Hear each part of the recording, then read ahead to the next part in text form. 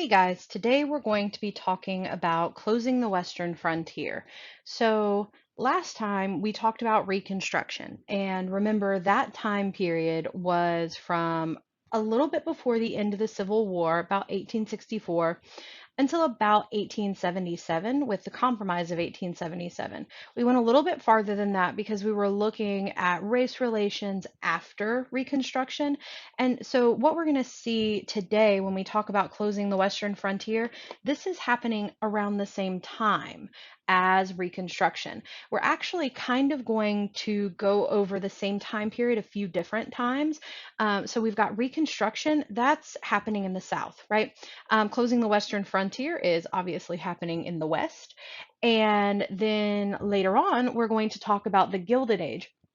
And while the Gilded Age does technically apply to the entire United States, it's really going to impact the North, where there's lots of industrialization and urbanization happening. So today we'll be talking about closing the Western frontier that happens from around the Civil War until about the 1880s or 1890s. All right, so first thing that we need to figure out when we're talking about closing the Western frontier is exactly what a frontier is, right? That's kind of important for us to know. And so a frontier is basically the extreme limit of settled land. So the frontier has existed pretty much since we got to the Americas. From the very first moment that we settle in Jamestown or at Plymouth Rock, we always have a frontier. We always have an area that we consider to be wilderness. And so that is our frontier, that wilderness area. And so that line of where the wilderness ends and our quote unquote civilization begins, that's going to constantly move westward throughout the history of the United States. We have our first 13 colonies, and those are basically on the eastern seaboard. And then we move westward with the French Indian War. We try to move west of the Appalachia. Then, with the American Revolution, we get some land from Britain. We move a little bit farther west. Then Thomas Jefferson is going to complete the Louisiana Purchase. That gives us kind of the middle chunk of the United States. And then later on, we're going to fight the Mexican American War, and that's going to give us California and some other territories that kind of round out the continental United States.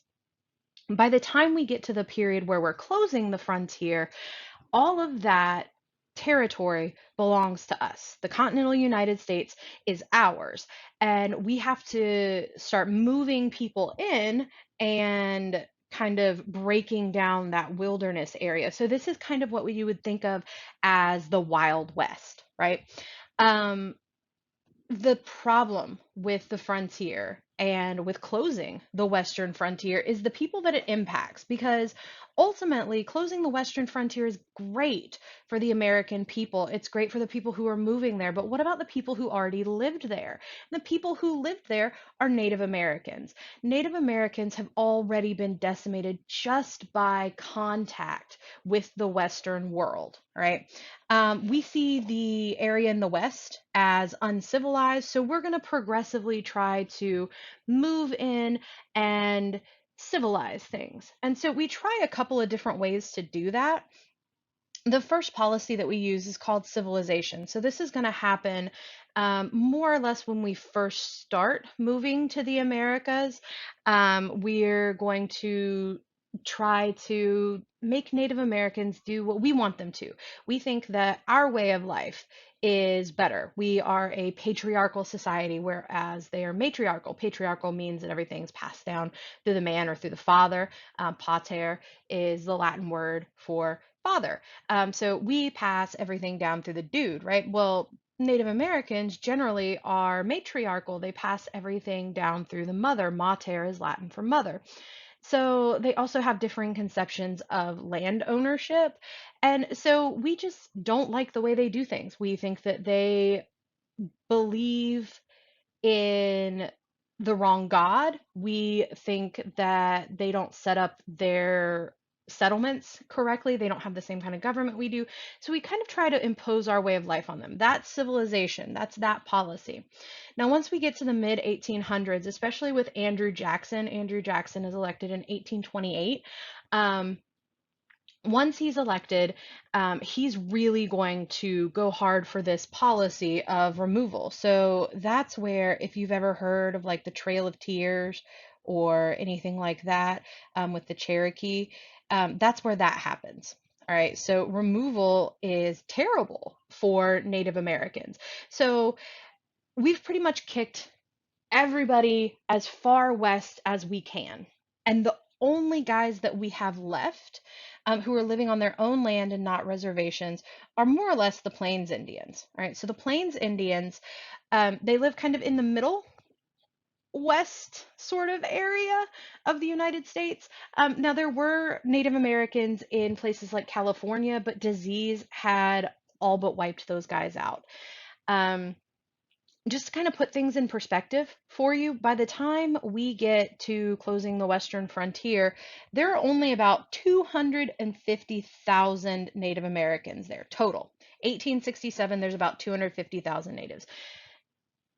Perspective wise, when Columbus, quote unquote, discovered America, I'm not going to go off on that tangent right now. I have a lot of feelings. But when Columbus came to the Americas, he landed in Hispaniola and he met the Arawak Native Americans. And there were about 250,000 of those natives just on Hispaniola when he made contact. And by this point in time, there are only 250,000 living in the West on their own, period. So there's not very many left. So we've gone through civilization, then we went to removal. Once we get to closing the Western frontier, what we're going to start doing is essentially warfare.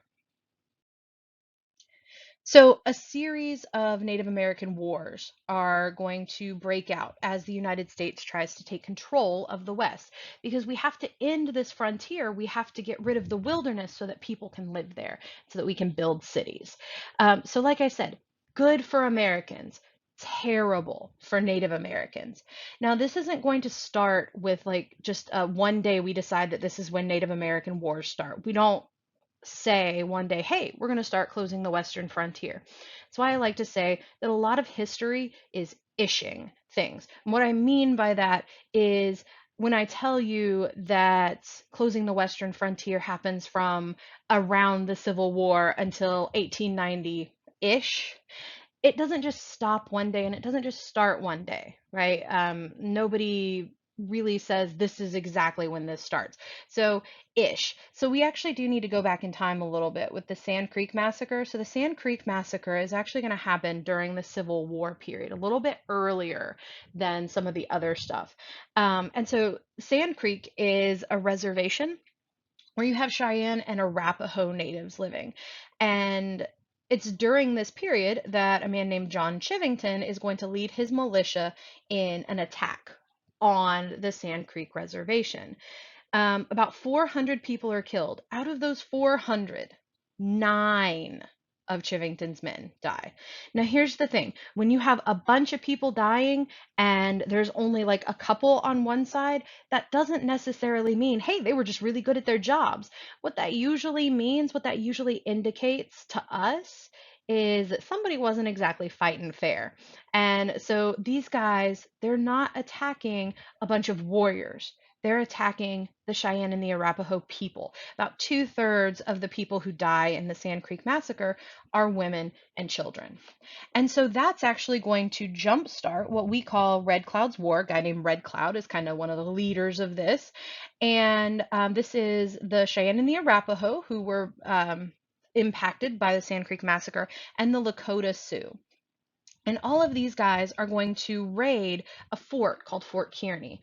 Now, this isn't just in response to the Sand Creek Massacre. There's a lot going on here. There are a lot of underlying factors. And one of those major underlying factors is that when the United States makes deals with Native American groups, whether it's to remove them from their land or just to take small pieces of it or to put them on reservations like the Sand Creek Reservation.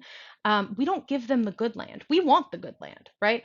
And so our treaties will say things like, hey, we'll give you food, we'll send you supplies, we'll give you money. And a lot of that time, it's not just one lump sum, there's supposed to be deliveries.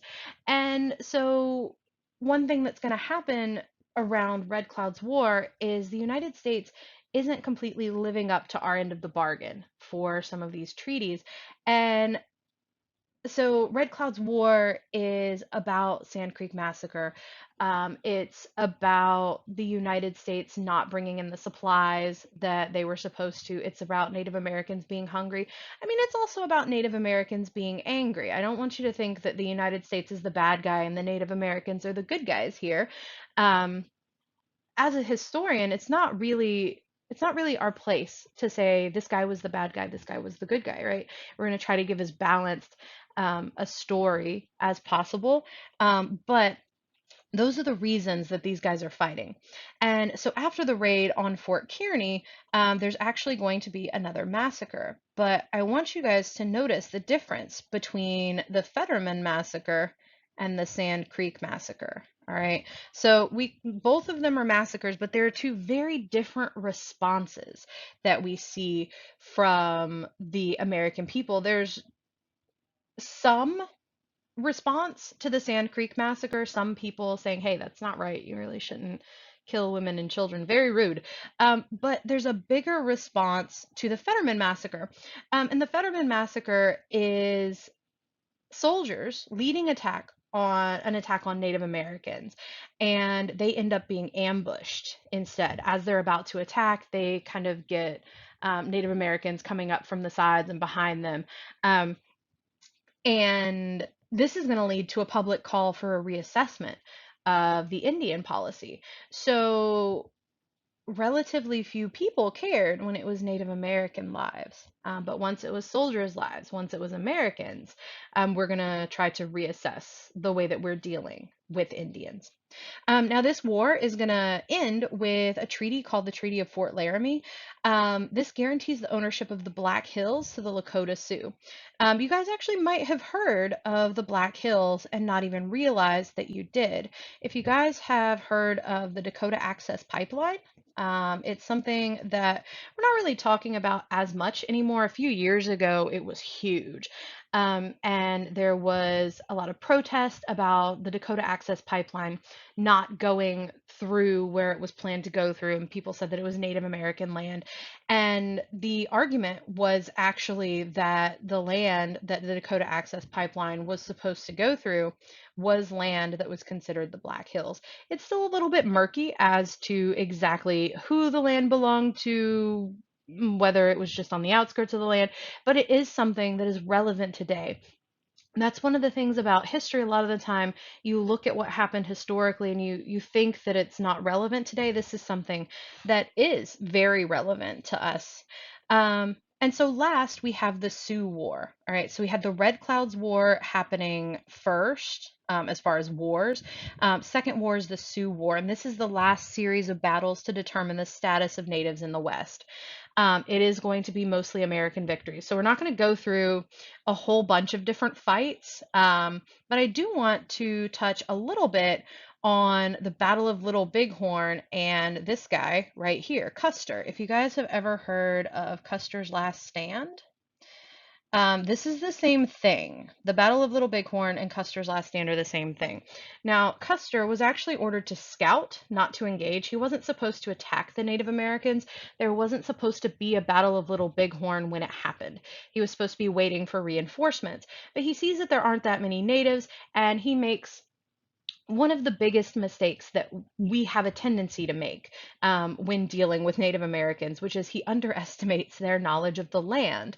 And just like in the Fetterman Massacre, he was surrounded and didn't really know it. And so he's going to be ambushed. It results in a massive American defeat. One of the interesting things, though, that I think about the Battle of Little Bighorn is historically we've referred to it as Custer's last stand, and that makes it sound like something that was really heroic.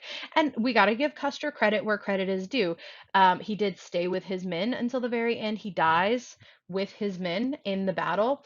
And he does make a stand against these Native Americans who are attacking him. But we also have to take into account the fact that he attacked the natives when he wasn't supposed to. And something about being in the military, you're supposed to listen to your orders. It's a really big deal.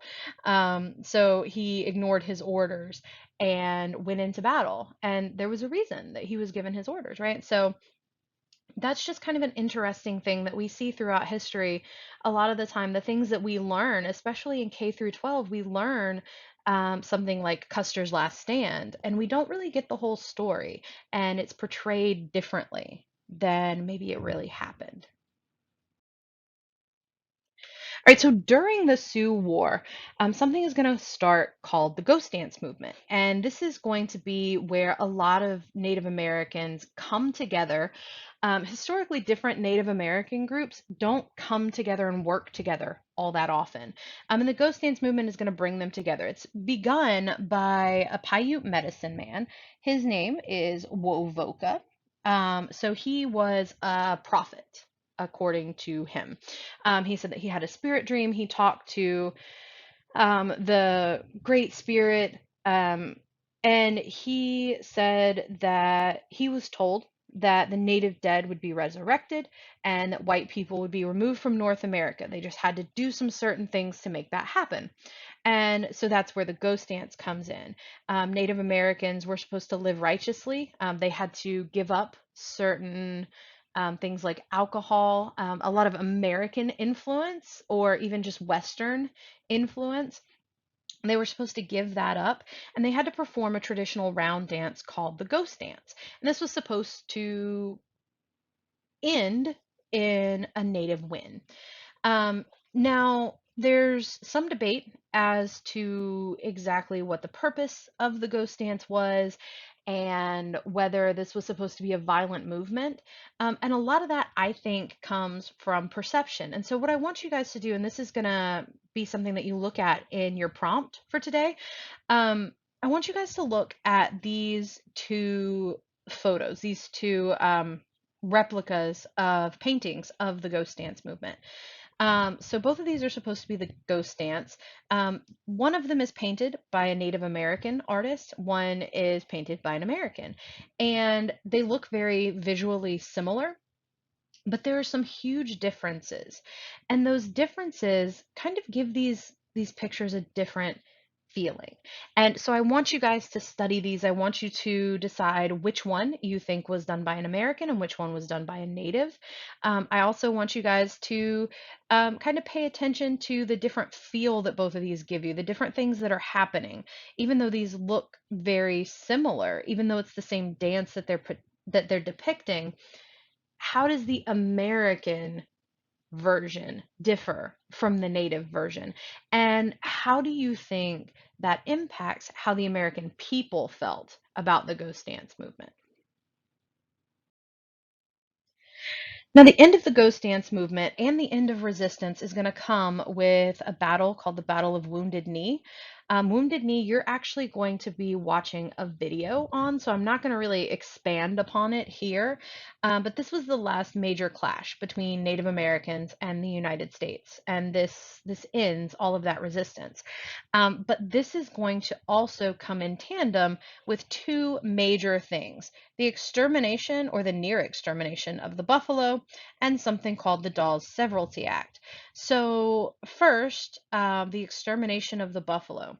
This was something that civilians were doing. Now, the military did a little bit of this as well, but there were basically bounties put out on buffalo. You would bring bleached buffalo skulls in to show that you had killed buffalo, and you would get rewards for it. And the idea was that the Plains Indians could subsist almost solely on buffalo. It's what they made their teepees from. It's what they made their clothes from. They could eat the buffalo meat.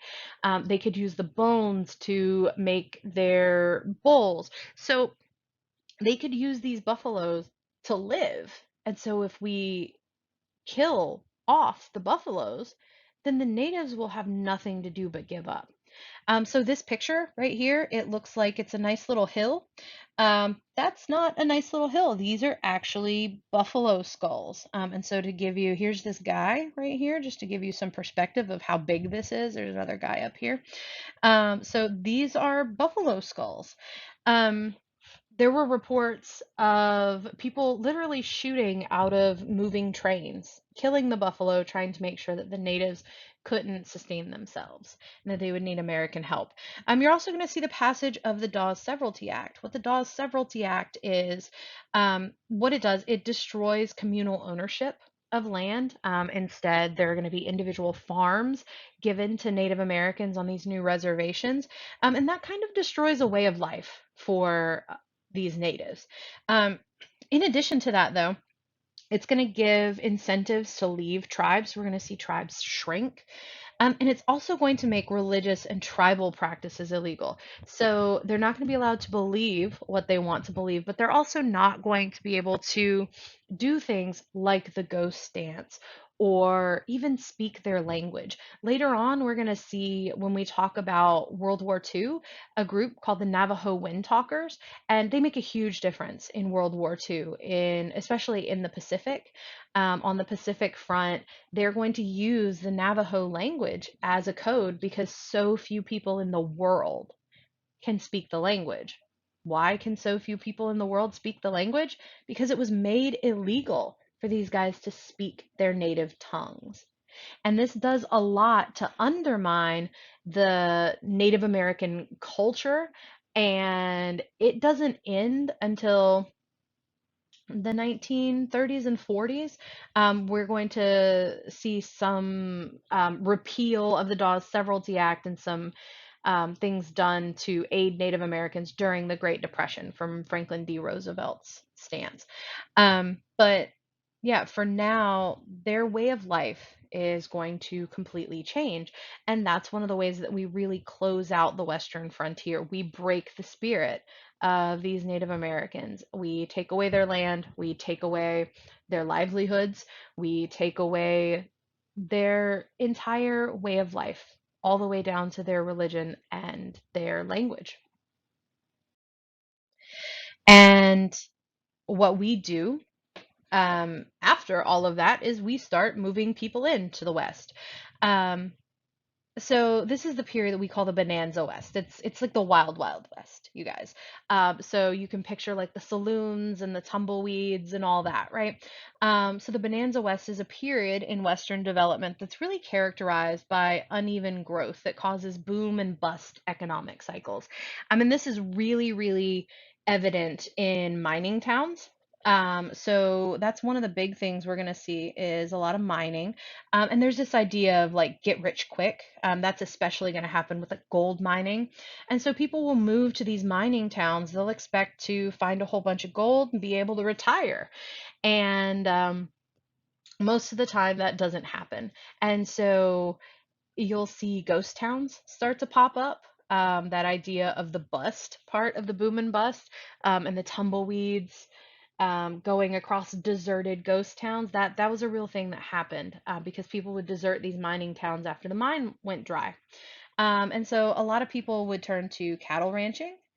So we would have cattle ranching, and the other big thing that was going on in the West is farming. Most people that moved to the West ended up farming. But farming is really difficult in the West. You have to use dry farming techniques because there's a lot more, it's a little bit more dry and arid. There's also not a whole lot of wood. So you can see, like in this picture, this is one of my favorite pictures. It makes me laugh every time I look at it. So you can see there's kind of a wooden front to it. These guys actually were probably pretty well off because they have a window. A window is a big deal. Windows were expensive. To have them move to the West with you, super expensive.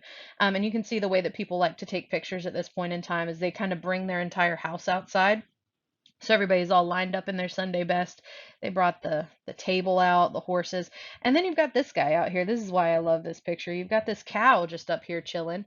He is actually eating the roof because the roof is made of sod. So it's basically you have this wooden front, but you have grass growing on top of your sod roof.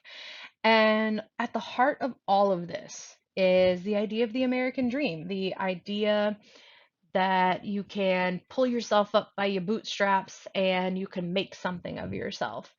But one thing that I want you guys to remember from this lecture is you can pull yourself up by your bootstraps and make something of yourself from nothing, but usually there's a cost. And for Native Americans, the cost was their way of life.